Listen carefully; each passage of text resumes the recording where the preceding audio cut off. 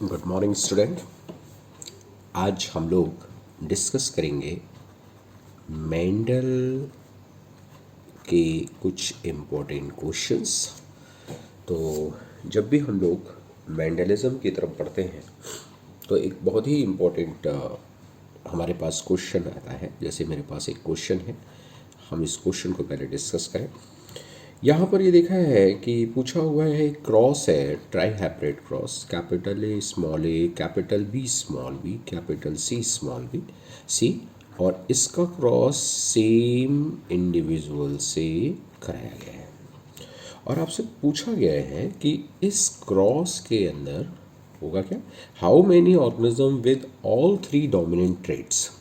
यानी कि क्वेश्चन है organism with all three dominant traits। ऐसा ये क्वेश्चन है, कितने ऑर्गेनिज्म होंगे जिनके अंदर इस पूरा का पूरा डोमिनेंट ट्रेट होगा। तो अब यहाँ समझने वाली बात ये है कि बेटा जब मोनोहाइब्रिड की बात आती है, अगर हम इसको मोनोहाइब्रिड के हिसाब से देखें तो डोमिनेंट ट्रेट की जो प्रोबेबिलिटी आती है वो 3/4 आती है। आपको पता है, क्योंकि इस 3/4 में आपको पता ही है कि 3/4 में क्या होगा, 1/4 जो होंगे वो डोमिनेंट फिनोटाइप वाले होंगे, जिसमें डोमिनेंट जीनोटाइप यानी होमोजाइगस कंडीशन होगी। जबकि जो 3/4 हैं ये भी डोमिनेंट फिनोटाइप हो रही हैं, लेकिन इनके अंदर जो कंडीशन होगी वो हेट्रोजाइगस होगी। तो ये हेट्रोजाइगस वाले हैं, जबकि इधर जो हैं ये होमोजाइगस वाले होते हैं। तो देखो ये सिंपल मेंडेलियन क्रॉस है, और जब भी इस तरह का क्रॉस आपको मिले तो इसमें बिल्कुल परेशान होने की ज़रूरत नहीं है, क्योंकि dihybrid is a multiple of 2 monohybrid. इसी तरह ट्राई हाइब्रिड भी मल्टीपल हो जाता है 2 मोनोहाइब्रिड और एक 2 डाईहाइब्रिड और एक मोनोहाइब्रिड का। तो सिंपली इस तरह के केस में हमें ये 3/4 काउंट करना है, और चूंकि ये ट्राई हाइब्रिड क्रॉस है तो 3/4 इंटू 3/4 इंटू 3/4, यानी टोटल आंसर क्या हो गया, 27/64। दैट इज आंसर, क्योंकि इसमें यही कॉम्बिनेशन आपका आंसर बनकर आने वाला है। क्लियर, पॉइंट क्लियर हुआ। जब भी आपको हेट्रोजाइगस मिले तो ये फॉर्मूला आप अप्लाई कर सकते हो। आइए क्वेश्चन नंबर 2 की तरफ बढ़ें। क्वेश्चन नंबर 2 क्या कह रहा है, क्वेश्चन नंबर 2 कह रहा है एक क्रॉस है जिसमें येलो और राउंड शेडेड प्लांट का जो क्रॉस है वो कराया गया है ग्रीन और व्रिंकल्ड से। ये ग्रीन हो गया और ये व्रिंकल्ड हो गया, इससे क्रॉस कराया गया। पूछा गया how many seeds having yellow colour in F2 generation. यानी यहाँ पर क्वेश्चन है सीड्स हैविंग येलो कलर इन F2 जनरेशन, कितने सीड हैं जो येलो कलर वाले होंगे।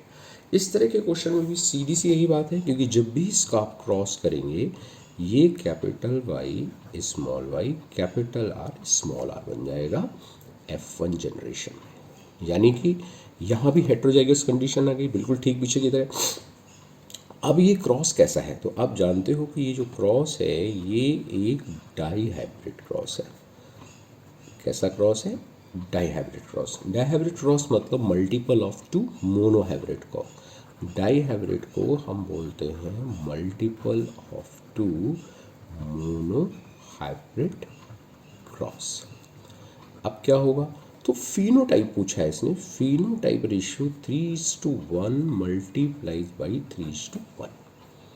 तो आपका ऑप्शन क्या आ जाएगा, 1 1 जा 1, 1 3 जा 3, 3 1 जा 3 और 3 3 जा 9।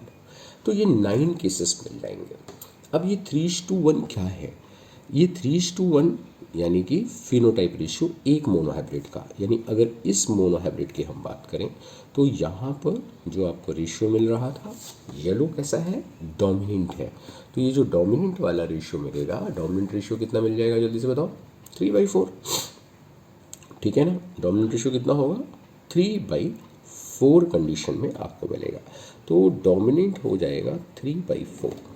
तो यहाँ पर ये वाला 9, और इसी तरह से जब भी आप क्रॉस करोगे, ये फोर्थ लाइन मैथड से भी आप कर सकते हो, तो 2 क्रॉस यहाँ पर ऐसे मिलने वाले हैं क्योंकि आपस में ये मल्टीपल हो रहे हैं। तो 3/4 कितने का, टोटल का, ये कितने हैं, 16। तो जब भी हम लोग 3/4 इंटू 16 करेंगे, व्हाट एवर आंसर, ये आ जाएगा 4 4 जा 16 और 12। तो ये डायरेक्ट भी आप कर सकते हो कि 12 सीड जो हैं या 12 प्लांट्स जो हैं वो येलो कलर के होंगे। क्यों 12 येलो कलर के होंगे, क्योंकि ऑलरेडी 3:1 का ही रेशियो आता है। समझ में आ गई बात। अब अगर कोई पूछ ले कि भाई ये तो येलो है, ग्रीन क्या होगा, what is the green, green वाले कितने प्लांट होंगे, तो आपको पता ही है 3:1 से आपका ये 3 निकल गया है। अब ग्रीन के लिए क्या करना पड़ेगा, 1/4। तो 1/4 इंटू 16, यानी कि 4 प्लांट ऐसे आने वाले हैं जो ग्रीन हो जाएंगे। पॉइंट क्लियर हुआ, ये डायहाइब्रिड की बात है। तो 3/4 यानी येलो हो जाएंगे और 1/4 ग्रीन हो जाएंगे। यही चीज़ आप रिवर्स में यानी राउंड और रिंकल्ड के लिए भी कर सकते हो, कोई प्रॉब्लम नहीं। आइए क्वेश्चन 3 की तरफ चलें, बड़ा बढ़िया क्वेश्चन है। क्वेश्चन ये कह रहा है कि किस में 1:1 ये जो रेशियो मिल रहा है, ये ratio of progenies can be obtained. कुछ क्रॉसेस दिए गए हैं और उनमें पूछा गया है कि कौन से क्रॉस में ये वाला रेशियो आने वाला है। तो कौन कौन सा क्रॉस है भाई, सबसे पहला क्रॉस जो है वो इन्होंने किया है capital T capital T capital are, और इसका जो क्रॉस किया है स्मॉल टी कैपिटल आर, इससे किया हुआ है। तो देखो ये तो सीधे मना हो जाएगा, क्यों सीधे मना हो जाएगा, क्योंकि यहाँ 1 1 1 1 आपको शॉर्टकट देखना है। शॉर्टकट में क्या है, 4 टाइम 1 आ रहा है, लेकिन यहाँ पर इसके तो केवल 2 ही गैमेट बनेंगे, ये गैमेट बना के ही करेंगे बेटा। तो यहाँ पर कितने गैमेट बनने वाले हैं, कैपिटल टी और कैपिटल आर, इसका एक गैमेट बनने वाला है, और इधर वाले का इसका कितना करना बना है, इसका भी एक ही गैमेट बनने वाला है। तो दोनों के जब एक एक गैमेट बन रहे हैं तो 1:1 रेशियो कैसे आएगा, तो जाहिर है इसका ये रेशियो नहीं आएगा, ये तो रॉन्ग हो गया। आइए दूसरे में पढ़ें। दूसरा है capital T capital R small r multiplied by small t small r. बिल्कुल सही है, इसका बनेगा क्योंकि ये typical dihybrid test cross का एग्जाम्पल है। और डायहाइब्रिड टेस्ट क्रॉस जब भी करेंगे, मान लो ये वाला मैं इधर लिख लूँ, तो स्मॉल टी स्मॉल आर एक गैमेट इसका बन जाएगा, और इसके कितने बनेंगे, capital T capital R capital T small t capital R small t small r. यानी ये वाला जब क्रॉस करेंगे तो इस क्रॉस में आपको क्या होगा, capital T capital R capital T small r small t capital R small t small r. यानी जो रेशियो है ये रेशियो 1:1 के रेशियो पे मिल रहा है। गॉट क्लियर, सबको क्लियर हो गया ना। तो यहाँ पर क्या हुआ, इस सिंपली डायहाइब्रिड का जो भी डायहाइब्रिड टेस्ट क्रॉस है, डायहाइब्रिड टेस्ट क्रॉस का रिजल्ट यही आएगा। अब इसमें 2 क्वेश्चन और हैं, आइए वो भी देखते हैं उसमें क्या आंसर आने वाला है। तो ध्यान दो, अब इसका थर्ड ऑप्शन क्या कह रहा है, थर्ड ऑप्शन कह रहा है capital T capital R small r, और इसका क्रॉस इन्होंने स्मॉल टी स्मॉल आर से किया है। गलत हो गया ना, देखते ही गलत आप बता सकते हो। कैसे सर, क्योंकि इसका तो एक ही गैमेट बनेगा, सिंगल गैमेट। इसके कितने गैमेट बनने वाले हैं बच्चे बताओ, जल्दी से बताइए, इसके कितने गैमेट बनने वाले हैं। इसके जो गैमेट बनेंगे, एक तो बनेगा कैपिटल टी कैपिटल आर और एक बनेगा स्मॉल टी कैपिटल आर।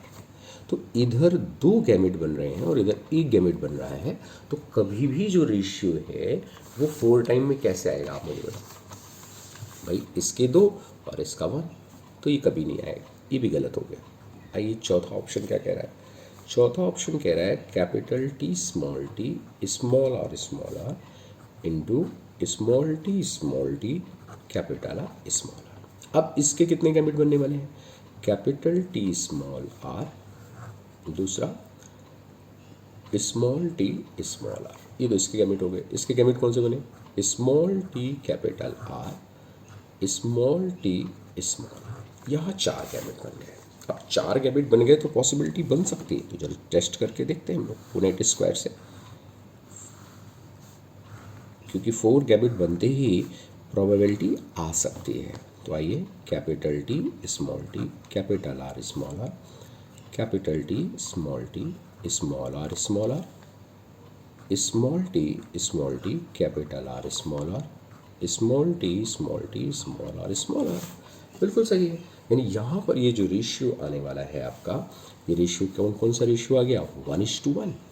सारा रेशियो 1:1 है। Capital T capital R capital T small r small t capital R small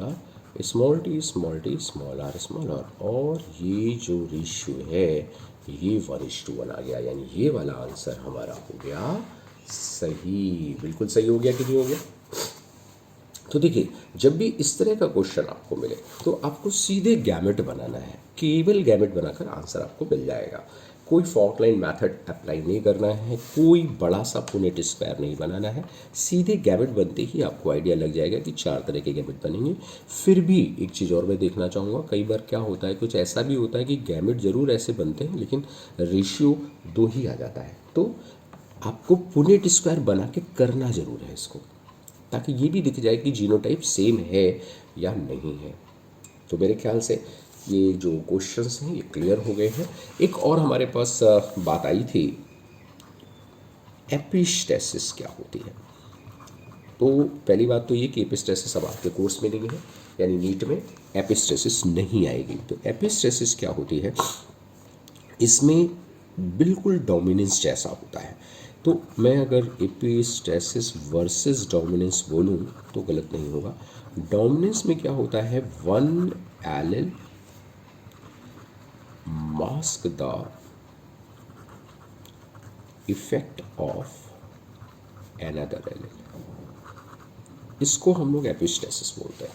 this is epistasis. जैसे मान लो कैपिटल टी और स्मॉल टी है, तो अगर कैपिटल टी है तो वो स्मॉल टी को मास्क कर देगा, तो कैपिटल टी वाला जो है ये डोमिनेंट एलिल हो जाएगा और स्मॉल टी वाला जो है वो रेसेसिव एलिल हो जाएगा। ये तो हुआ डोमिनेंस। एपिस्टेसिस में क्या होता है, 1 gene mask the effect of another gene. इसमें एक जीन दूसरे जीन के मास को अफेक्ट करता है। जैसे मान लो कैपिटल ए स्मॉल ए है, capital B small b, 2 gene हो गए। तो ये जो कैपिटल ए वाला जीन है ये इन दोनों के इफेक्ट को मास्क कर देगा। और अगर ऐसा केस आपको मिले, ऐसा कभी की केस मिले, तो ये एग्जाम्पल होता है डोमिनेंट एपिस्टेसिस का। और सिमिलरली जैसे ये डोमिनेंट एपिस्टेसिस है, अगर मान लो कभी ऐसा हो जाए कि capital A capital B small b, अगर ये स्मॉल बी इन दोनों के इफेक्ट को मास्क करते हैं, ध्यान दीजिएगा, पहले वाले में कैपिटल लेने किया था, अभी किसने किया है, स्मॉल लेने। तो इस केस को हम बोल देते हैं रेसेसिव एपिस्टेसिस। तो एक डोमिनेंट एपिस्टेसिस है और दूसरा रेसेसिव एपिस्टेसिस है। और ये डोमिनेंट एपिस्टेसिस में डोमिनेंट ने मास्क किया है, रेसेसिव एपिस्टेसिस में रेसेसिव जीन ने मास्क किया है। That is the difference. और यही एपिस्टेसिस और डोमिनेंस में डिफरेंस है। बाकी इनके बीच में जब भी कोई क्वेश्चन आएगा तो आप इसको इस तरह से कर सकते हो, बाकी आएगा नहीं। Okay, all the best.